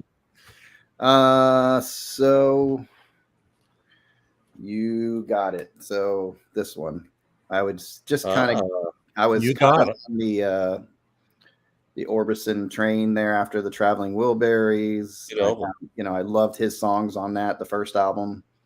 Started exploring him more, getting to know him as far as a musician and everything. And that, I don't know when it was, but in the 80s, there was that movie and they had with John Cryer, and they had the song with Roy Orbison and Katie Lang doing Crying. So that put him on my radar. I always knew Pretty Woman, that stuff, but just getting into him. And then I think the album came out. I think the single was already playing by like November, December. You Got It, and I freaking love that song. I think it was close to the time that I Won't Back Down came out by Tom Petty. Yeah. So I'm on a big Traveling Wilbury, Tom Petty, Roy Orbison, All produced by Jeff Lynne, right? Both those albums. Yeah. So they all had that sound, know. And then I wrote some dates down. So the album was released in January, but he passed away December 6th in 88. So I just remember, I think that tape was even in my truck. I got in there, but I turned on the radio, and then they announced, I'm sitting in the high school parking lot. It's kind of cold. And then they announced Roy Orbison passed away. You're like, what the what the hell? I remember when I heard the news too. Yeah, and I think I had the cassette single. So I just, I did have the single. So I just remember just sitting in my truck and I think that's the first time like somebody passing away in the music world that I never knew affected me. Like, I'm like, God, this really sucks. I kind of knew his story. It was a comeback thing. Everybody's anticipating the album. And you're like, oh man, what a bummer. But I just remember when the album did come out, it was like a nice present from him, to his fans. I think this thing's freaking fantastic all the way through. So, but yeah, the memory of this, that's not all my memories of it, but I do remember that moment just sitting there going, oh my God, this dude's gone, So that's my story on that one. Awesome. Rob. Okay. So you got to hear out the story without laughing too much, but this is the very best of the Eagles, which came out in 2003 or 4 or something like that. So when I was in my early 20s, I was stupid and married a crazy person. She feels the same way. Well, and I divorced that crazy person within like less than a year. And at that time, did she like this song, Rob? Did she like maybe? Who knows? The aforementioned brother-in-law at the time, Jim, was on my team, and he's like, "We're gonna go have some fun," and he goes, "We're going to the strip club." So we went to the strip club, and long story short, he ended up becoming the head doorman, and I was like Norm at Cheers. I wasn't there for the festive activity. I had a lot of friends that I became friends with, all the doormen and the owner and whatever. So I was just like, a fixture there. And one of the dancers became a very, very close friend of mine, because as I was going through a divorce, she was going through a divorce. And the two of us kind of bonded over that. There was never anything romantic. She would tell people I was her brother, and she felt like my sister from another mother, and we were inseparable. We were together all the time. I was at her house. She was at my house. We lived like 2 minutes away from each other.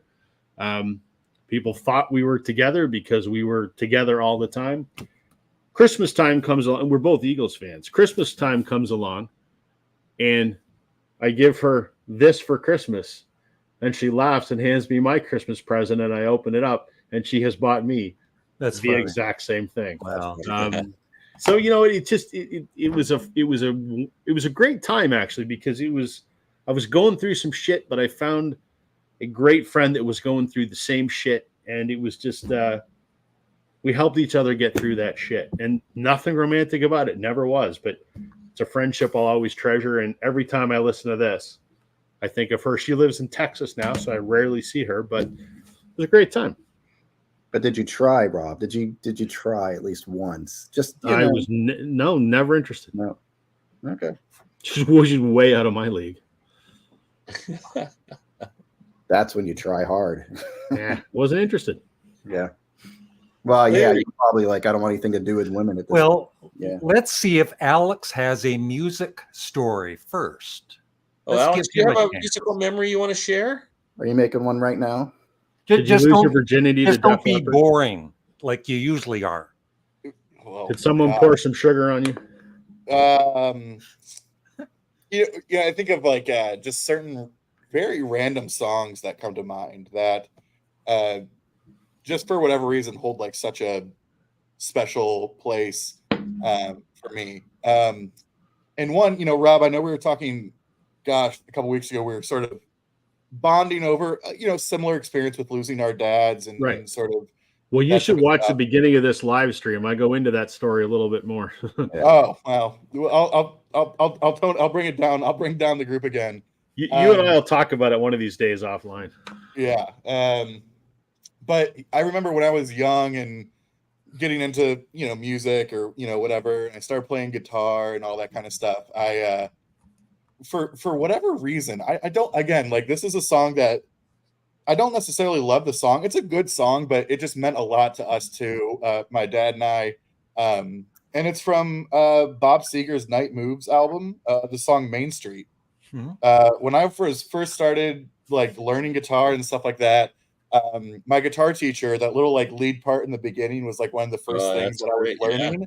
And so I was just in my room practicing on, a random day. And I didn't even know, but my dad came in and he was like, that's one of my favorite songs of all time. And it was like just this, he had no idea that I was taking these lessons and I was learning the song. And it was just like a really cool moment of like, we had a very complicated relationship at the time. And so that song, and I like Bob Seger. I probably never go back to that album, but every time I hear that song, I think of my dad. So yeah, that's the first thing that just sort of came to mind. Very cool. I hope Larry feels bad about it now. I haven't heard that Night Moves album for years. That was a great record. Yeah. Yeah. If I found that in the used bins, I'd probably pick that up. Oh yeah, it's cheap too. Yeah, very cool. Awesome, great story, Larry. Yeah, I'm just putting this album back in its cover, so get that one there. Do you want YouTube to delete your channel, Glenn? I'll pull this out. There you go. I got to hear this story. I mean, come on. No, but it is based on John and Yoko. And by the way, I am actually a fan of Yoko Ono's music. Not all of it, but she has albums that are song based, and I do like them. So. But anyway, when this album came out, I saw it at the record store, and I knew the record owner. We were neighbors of theirs, the owners. And so I took this up to the counter. I was all excited because that is a Beatle. Right. And she told me not to buy it because, it's screaming and all that. And I ignored her because I was all excited. I took it home. Side one is like 23 minutes of guitar feedback and Yoko Ono screaming. She was right. And there's one song, I think it was called 2 Minutes of Silence, and that's what it is. So I took it back. Best song she ever made. Yeah. I took it back to the store the next day, and she was nice enough to give me my money back. Wow. She should have said, I told you, you idiot. Get out of here. Yeah. Okay, I got one more. I'm probably can think of some more if we're still going around, but I'm going to show Revolver because there's a song on here that's very important to me. It's Here, There, and Everywhere. Lynn and I were married June 26, 1999. We'll be celebrating 25 years next year, and that was our wedding song. So she's probably watching. So I love you, Lynn. You made my life better than I ever thought it would be. And so it's an important song to us. And I'm going to end it on that note for me. Cool. Like that. Yep.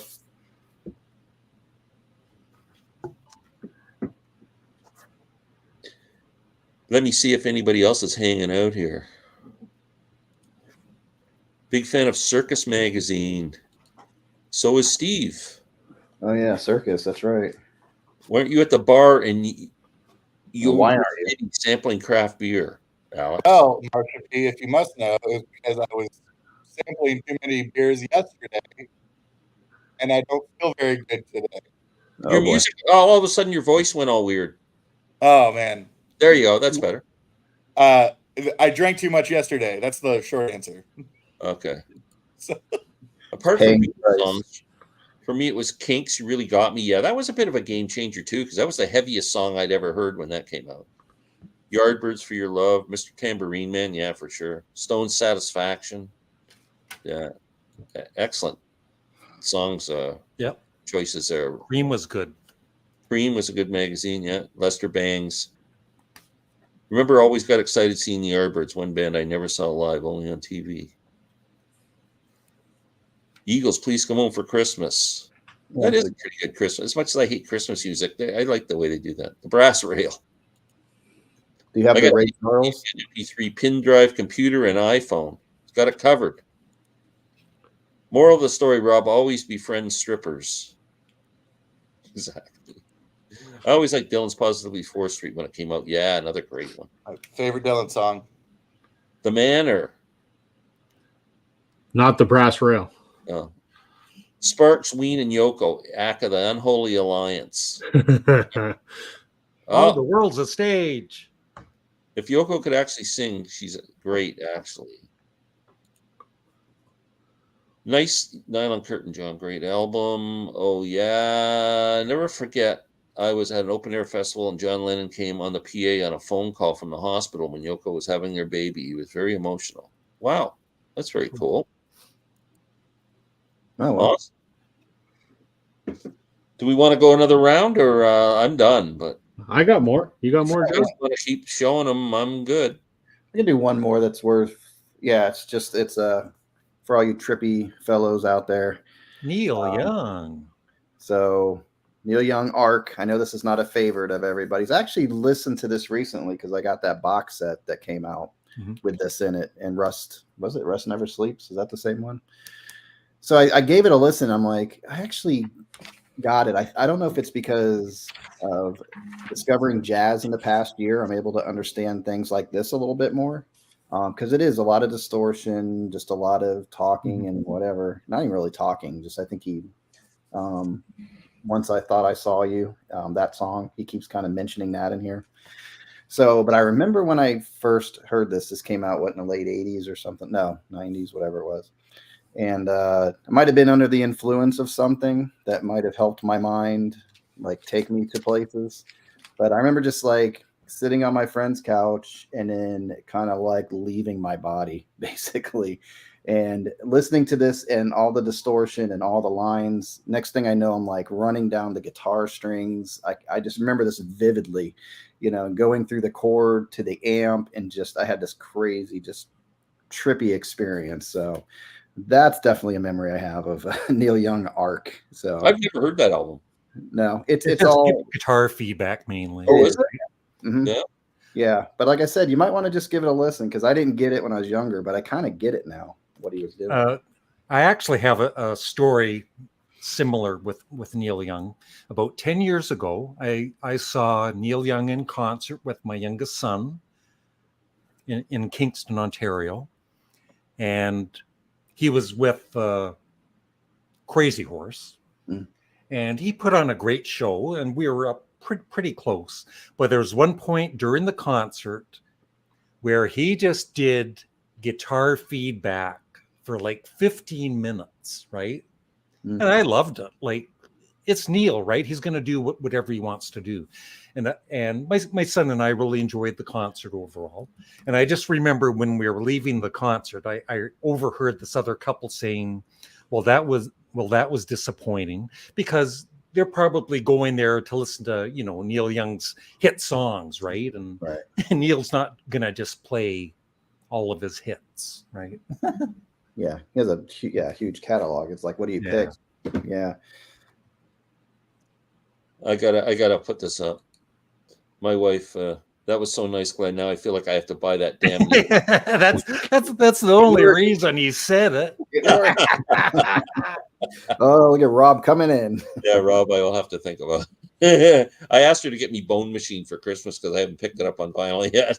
You Oh, got to that's- ask yourself, Lynn, is he really worth it? No, I'm I not. don't know. Oh, okay. I'm glad you cleared that up. I'm like, is another Tom Waits coming out? So Yeah, no, I still haven't bought all the reissues yet. I still need Frank's Wild Years and Bone Machine.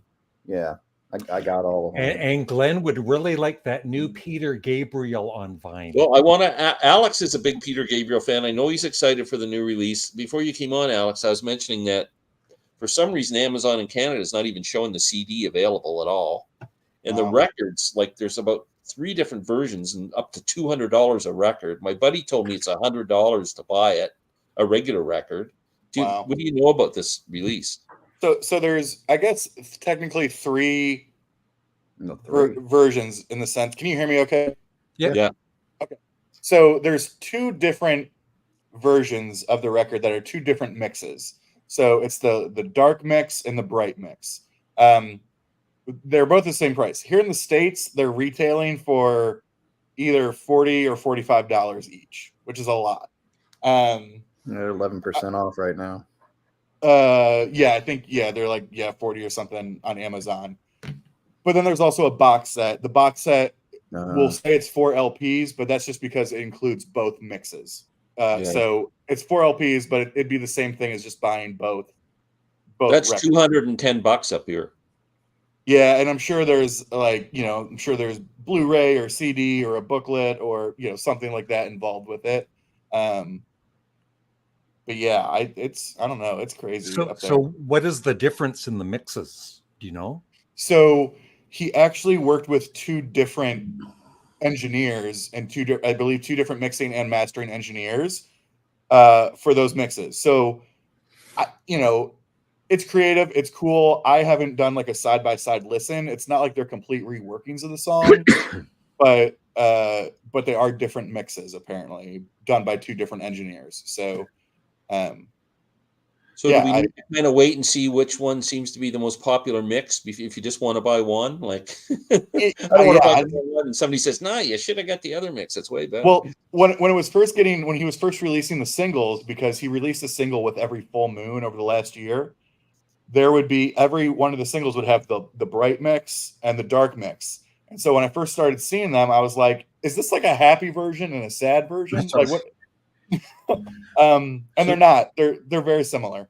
Are they? So, Glenn, my local just posted on Facebook that they have it. Oh, that's your local store? Yes.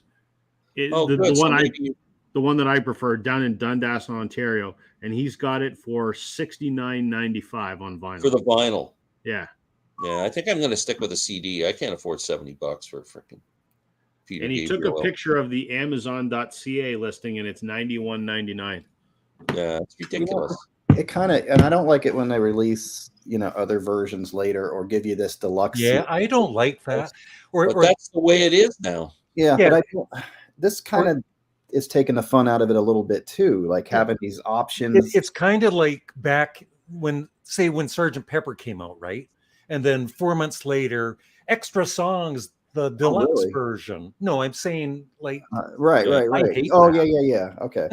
Didn't Paul McCartney kind of kick this off with his album? That one with the dice on the front. It's 3, right? Yeah. Like, I mean, he had every color variation, and you could get it. If one album, you get the dice with it. And I just want to listen to the album. Yeah, this makes it too much work. Like, give me what you have, and if you want to come out with one in a couple of years that I redid it this way, okay, but not at the same time. Now I'm going, which one do I want to listen to? The biggest offender of that, and it makes me angry, and Alex can relate to this, is our girl Taylor. So she'll do 4 different color variants, and then she'll do a CD release that's got an extra like 6 songs on it. Then there's a Target vinyl release that has 1 extra song on it. Like, come on. I want one version of the album that has all the songs. I don't want to buy it and then find out there's 4 more songs later on. Yeah. Olivia Rodrigo's kind of doing the same thing too. Like this one that she just released. Yeah, at Record Store Day. She's like, well, let me give this thing a try too. And it's not even the color variant, but it's like you're saying with those extra songs or whatever, Yeah. But I think I'm going to call them fans. I'm going to call the fanatics for these artists. They're buying them all. Yeah. Oh yeah. I was going to ask for the people for the people here that are older than me. I think about looking back of Rob and I were just sort of joking about all the cover variants. But then I think when Led Zeppelin did In Through the Outdoor, and they did 6 different cover variants of the same picture, Yeah. but also it was covered in a brown paper bag. Yeah, you didn't know which one you were getting. Didn't know which one you were getting, but that the Led Zeppelin collectors want all 6. Right. Yeah. Was that the first time that was done? Did that happen before that? I don't believe so. That's the first time I ever knew that, and then I just ignored it. I bought one, and that was enough for me. I didn't care what color I got. We can blame. And then you think a few years later, I don't know what the number is, but I want to say it's somewhere around 30 or 40 different cover versions of Synchronicity from the Police, of the different colors, of how the color schemes across. And if you're a big Police fan, you want all those, right? And so it's these things have been going on for a really long time. Well, even the first Zeppelin album, isn't it like the word Led Zeppelin? Isn't there different ones? There's one where it's Led Zeppelin's written in orange, and one where it's in red, and one where it's in black. Yeah. There are different issues of that. And then depending on the country, also. The very first cover variant. Yeah. Wow, that was okay. Yeah, I don't know about that though. Oh, the one intentional. That's not exactly, but okay. Being a smart ass, I just like whipping that out every time I can. Yeah. So yeah. Speaking of whipping it out. Oh boy. Okay. That's John already showed his Willie. Yeah, I showed my Willie. Have you guys listened to Neil Young's recently released from 77 Live, the Ducks album? No. I've kind of given up on Neil Young's new. He's releasing stuff too often for me now. And I keep saying that, and then I keep buying it. It's like it's like I don't want any more Neil Young, and then you go to Barnes and Noble, and it's sitting there, and I go, I need that. So, but I found after a while, although he was releasing a lot of acoustic performances, and they were all pretty much the same set list, and everything was the same. Like once you had one, you had them all. And I said that it's like, okay, he tells different stories and he's a good storyteller, and he might do different variations of the songs, and it's basically acoustic. And then I'm with you though. It's like, okay, I'm not going to take anymore. I don't want anymore. And then you go to Barnes and Noble, and there it is. I stopped. Yep. I'm ashamed to say I only know 3 Peter Gabriel songs. You should be ashamed. Split Ends and Korn had multiple versions of album covers. Split Ends is the other big one, where it's like there's a purple one and a yellow one and a green one. Yeah, there's so many of them. And there was ones when they had split ends. Another one when their hair was really in really good shape. It was. He's good. Amy Grant did it. This guy's good. Amy Grant did it too. 4 album covers, and that came out. That was mid. U2 just did it with their Songs of Surrender. There's 20 different covers. Well, the Chili Peppers. Or the Stones with Hackney Diamonds doing their one for every baseball city. Yeah. Oh, is there? Yep. Yeah. Yeah, it's pretty crazy. Here we go. Glenn, did you get the Dust Collector variant of Hackney? No, I did not. That would be cool. A cover with just a pile of dust on it. Yeah. That won the Swiffer Award for the biggest dust collector of the year. I have Hot Rats on pink vinyl. I do too. Great. It's the sound quality in that is excellent. I think that was a Palace pressing, or either Kevin Gray or Bernie Grunman did that one. Somebody big time did that pink one really for good. Hot Rats. Yeah, excellent. Anybody who says colored vinyl doesn't sound good should listen to that album. Well, I guess Zappa's pretty good with the quality of what they put out, right? Yeah, I think all of his reissue stuff or archival, all the things that he's doing, the vast majority of them, his estate is going through the best pressing plants in the world, using the best mastering engineers in the world. A lot of time and effort's going into that kind of stuff. Yeah, they're paying a lot of respect to the music for sure. Yeah, Hendrix family's doing a good job too with his releases. Yeah, I think so too. I like the experience Hendrix. Releases have been good. This last one, I just listened to the Hollywood Bowl, and it's rough. It's not even. Yeah, I can imagine. Yeah, but it's kind of cool because you hear him he wasn't thrilled with the crowd, or they weren't thrilled with him because they were there to see the mamas and the papas. So you could hear him kind of, and I don't know if he was doing stuff to annoy them on purpose, because he was like, you could hear him plugging his guitar in and out several times and making kind of snide remarks to the audience in there. So really? So it's kind of fun to listen to just for that. Yeah. I'm staying away from that one. Yeah. 9:45. What else is going on, guys? We got 15 minutes. What's Well, happening? Anybody buying? John, I don't think I'll be able to meet up with you tomorrow. Oh, that sucks. That'd have been cool. Well, I didn't realize that was so. Well, I Clearwater's not that far away, but I don't know that I'm going to be able to get out there in time. Yeah, racing over. Yeah. We're trying to Is get that where Kingfish Records is in Clearwater? Yeah, I was trying to get him over for the weekly video that I do for the. Oh, that would have been cool. Yeah, that'd have been kind of cool to team up. Yeah, Clearwater's what, like that's a good 40, probably half an hour, 40-minute drive, isn't it? From him, it could be 45 to an hour. The traffic, the way it is, because all the snowbirds are down here now, so it's getting a little. Speaking of snowbirds, we got snow. Did you get snow, Rob? Absolutely, about 4.5 inches. You're supposed to get it worse than us. We got about 4 inches. Ooh, we got just about an inch, I'd say. But it's supposed to be 6 tomorrow, so hopefully it melts. Well, 4 inches of your life, Rob. I guess the northeast of the U.S. is getting pelted. They said some places up to 40 inches or something. Well, I got my buddy that I work with. He was in Buffalo this morning. I was talking to him. He goes, Buffalo, which always gets dumped on because they get all the lake effect snow.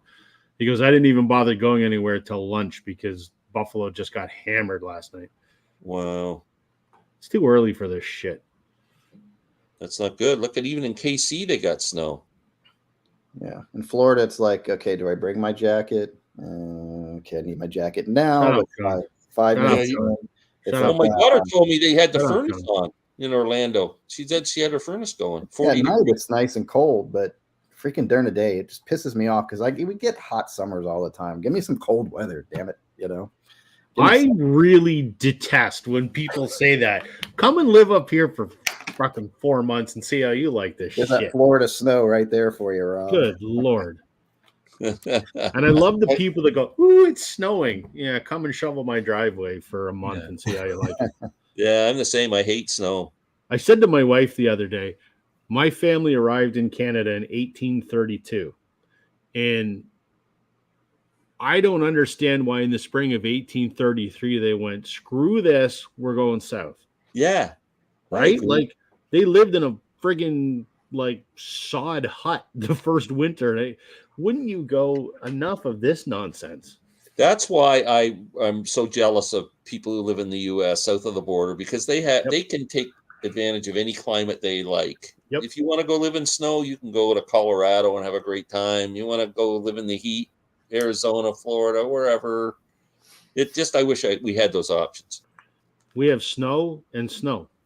Yeah. Or rain if you want to live in Vancouver. Or they say six months of winter and 6 months of bad sledding. We have 2 seasons, snow and road work. Yeah.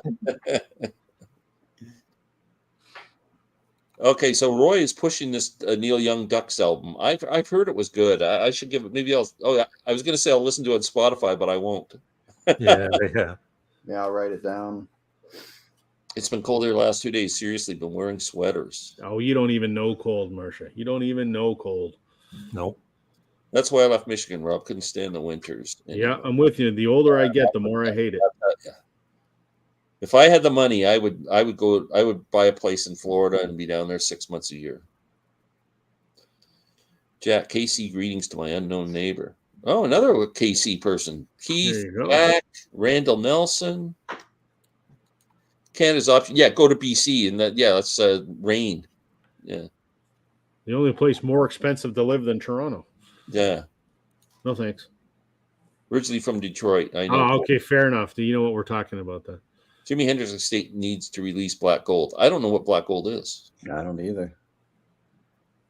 There's just so much Hendrix stuff for that short period of time. It's crazy. There is. That's why I always feel like when it was released, if you were around at the time it was released, there was 3 albums plus the Band of Gypsies. There was 4 records. That's all. And Yeah. then they released that Cry of Love shortly after he died, which was stuff he was working on, which was kind of okay because it was pretty current to when he died. After that, everything was just stuff he was messing around in the studio. And I can't imagine being someone now getting into Hendrix going, where do I start? Yeah. Like it's so kind of overwhelming for a guy who only made 4 records. Yeah. Band of Gypsies. Yeah. Jack, if you don't know Band of Gypsies, listen to that album, man. Killer. I would have loved to see what he would have done with Miles Davis. Me too. And that rumor, there was a rumor of Paul McCartney on bass, with Hendrix, Paul McCartney, and Miles Davis. So that, wonder what we missed there. Yeah. And that's true. They were hanging out before Jimmy died. If you read Miles's autobiography, he talks about it a lot. Yeah. Yeah. That is too bad. Wow. Oh, man. So we're running out of steam here, boys. Anybody got anything? Nothing?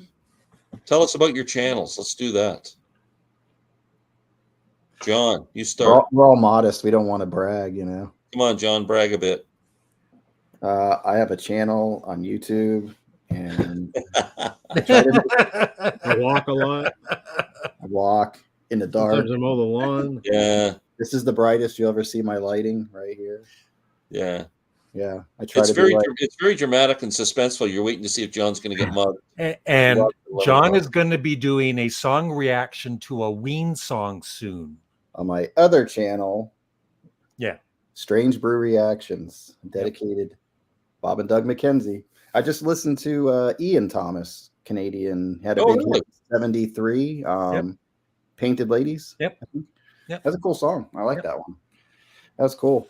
No, I'm kind of backing off a little bit. I'll probably still do the new releases this month, but I'm going on vacation. But I'm trying to help my daughter push her channel right now. So I'm making a bunch of videos for her. She's doing an advent calendar. So we're going to have to do a video every day for 24 days. So we're gearing up for that on her channel. So I think I'm going to back off on my 2 just a little bit so I can give her some, I'm creating 2 shorts a day for her and things like that. Oh, sorry, Glenn. I didn't mean to say the word, but I'm creating 2 other shorts. Yeah, I'm creating 2 other smaller videos for her to go with the feature video every day. So I got a lot of editing to do. So I'm going to back off a little bit, put out what I can. Sometimes I just do spontaneous stuff, but yeah. And then like the title says, I talk about music. I didn't want to call vinyl or anything like that. I wanted to keep it broad. So I can talk about music. I lost my pen. Trying to make notes. Oh, and I still have your both you and Larry's suggestion. I don't know if I wrote them correctly. The Kamasi Washington, the epic. Oh yeah, you still haven't listened to that, eh? No, and I got to do deep dives. The Guess Who's at the top. So I have a lot of plans. I just don't have time. That's the problem. So that's what's up. I just was looking at this here from Mark Gaines. Thank you, Mark. Tia Gilmore's cover album of Dylan's John Wesley Harding. I love that album. That's amazing as cats. Wow. Thank you. I'm going to be listening to that very shortly. Yeah, she wasn't on my streaming. I tried to look up that Dylan one. I didn't find it. John, stay away from all the people in the neighborhood by Ween. And just wise advice. Stay away from all the people in the neighborhood. Oh, Black Song was a song cycle recorded short. No, didn't know about that. Alberta's so dry, Southern was going to declare a state of emergency for water shortage. No snow and said, wow. They say it's going to be a milder winter out there and shittier out here. Still up in the air, doing a Kiss-themed live stream on Saturday with Steve and a couple of friends back home in celebration of Kissland. Steve's doing a Kiss? Are they going to do full makeup? I can't believe that. I didn't think Steve was into Kiss. You learned something. I thought I knew him. Glenn, can I talk about my channel? Yeah, but okay, let's. Marcia said let's plug the live exchange. So while you're doing your channel, I have a channel I've had for the past 3 months called Canadian Studmuffin. 3 months. And tomorrow I'm going to be doing another rant video, and included in the rant at some point, I'm going to be talking about our album exchange that nobody's watching. I'm Oh, watching. really? We're not getting many views? Well, no, not like some of my other videos. I'm kind of, like, I don't know why, but Maybe we should move it to my channel so people will watch it. There's actually subs. maybe it's because you're in the videos, Glenn. So I wouldn't be you're gonna- surprised. I don't know. Maybe Put on it's because paper you're bringing up Ween every week and people don't like it. Can you get weaned already and be done with it? I didn't know people weren't watching. I never looked to see how many views were Oh getting. yeah, it's getting a few hundred, but it's not like some of my other videos. I don't know why, but I watch them. Huh. Wow. Poor Glenn's not getting anybody picking his stuff, all that, you know. No, I That's know. your rant video, Glenn. Nobody's picking my crap. Yeah. you should do a rant video, Glenn. Yeah. Good. And you guys could do a rant video together. The rant thread. Yeah. Yeah. Yeah, that'd be cool. Yeah. The whole nobody's done a rant thread. Live rant. Right. Rob, you had a rant in your last one. What was when they put I hate that too when they put the freaking sticker Put on the the album used sticker on the used record jacket. and you God just know just get in that corner, you're like, nope, it's not gonna happen. Nope, so I just leave it on. Gonna rip. Yeah. I don't go to the studies anymore. He only talks about Sparks. Yeah. Yeah. It's too predictable. Sparks Beatles. Yeah, so it's too bad. Though, so our album exchange is pretty cool, I think. Yeah, Yeah. I love doing them. Yeah, love it. Larry It's and a- I and Steve from All the World's a Stage and Marsha P and Chris Levine. What the hell is he? He has a podcast, Podcast. a refresher podcast or something. Yeah. So anyway, we give each other albums to listen to, come back and review them. There's been a lot of pretty Yeah. cool suggestions. It's been good. I've got 2 good ones this week. I'm excited. Yeah, he's interesting too, because doesn't he mix psychology with music or something on his Yeah. podcast? Yeah, I'll have to check that out. that's really something I need psychoanalysts Yeah. on my videos. Hey guys, great live chat. Your thoughts on bands with one or no original members still touring? Are they considered cover bands? No. Yeah, they are cover bands. Yeah. Well, no original members. Depends who the one member is. I lose interest. Yeah, it's like a cover band for me. Yep.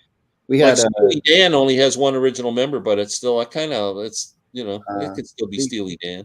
I don't like doing that or the tribute thing. I did the Beatles because I don't know, I just wanted to experience it kind of thing. They had a tribute band or whatever, and they look like them. They went through all the changes. That was cool. Yeah, but they call themselves a tribute band. That's perfect. Yeah, how would they get away with it? Larry just made a video in which you mentioned Grand Funk Railroad. We should add the subscription just for that reason. Yep. There we go. Yeah, except he mentioned a bad Grand Funk Railroad album. What can we do? Yeah, I don't know. Like the big conversation we had on the weekend there was is Rush. Like a lot of people saying, should Geddy Lee and Alex Lifeson tour as Rush? Why not? Yeah. Because it's not Rush. Yeah. It was Rush before Neil Peart even was in the band. Yeah, but he contributes so much to their discography and their legacy that.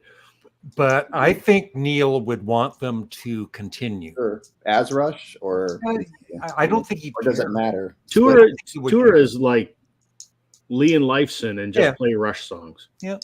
I don't have a No, problem make with new music. And make new music too, sure. But people are still going to want to hear the Rush Yeah. song.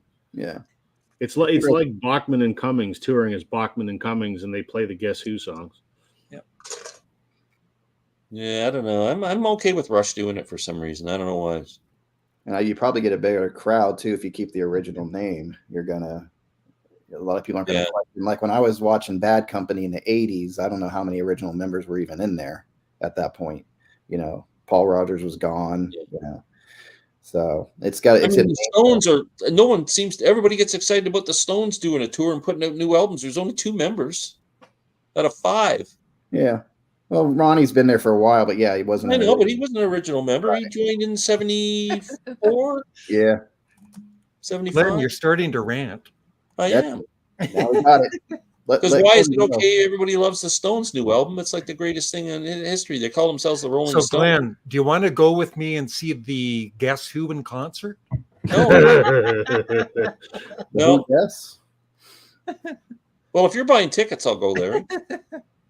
Glenn, just make yourself big and just go on a rant and just keep that section of the video for tomorrow. Get it, yeah, get all up in there. Yeah, read it in the camera. You know Yeah. what I hate? Another thing. Yeah, you should do a whole video. Larry, this would be a good one. You can do a whole video where you can't hear. You're All like, you see is your mouth. That'd be one of good. those videos. Is this right? Yeah. Rush will make new music in 2024. Touring is another story. Well, I'm wondering, like, I mean, that's pretty intricate stuff they were doing live for three guys, and Geddy Lee especially. He's playing all these wicked bass lines. He's got a floor full of pedals he's working. He's got a keyboard, Yep. and he's singing the songs the same. The guy's got four brains. Yeah. He's And got a can he rotisserie still do chicken. that when he's 70 years old? Yeah, it's killer. Yeah, it was amazing to see them live. It was crazy. LOL, Ron Wood is a new guy. He's only been in the band 50 years. But he's not original. Yeah. I don't know. I think it's so tough because I've done my own rant on this before. Like, it's I know what the impression is, but it's inaccurate to refer to the frustration with not having original members, right? Like, Neil Peart was not an original member. What people mean when they say that, they're talking about the members in their prime, all that type of stuff. And maybe it's my age and the fact that, like, so many of these artists I wouldn't have gotten a chance to see in their prime. And so, what may be left of them is all I can go see. But, I would, if Yes was playing in Columbus, of course I would go see Yes. Does that mean that I'm really going to see Steve Howe and still, 4 or 5 other brilliant musicians? Absolutely. But I have no problem with them calling themselves Yes. Or, any other of these other groups. I know there's a lot going on with, like, I think it's like Foghat, like, is like the only person that's left is like their drummer. Yeah.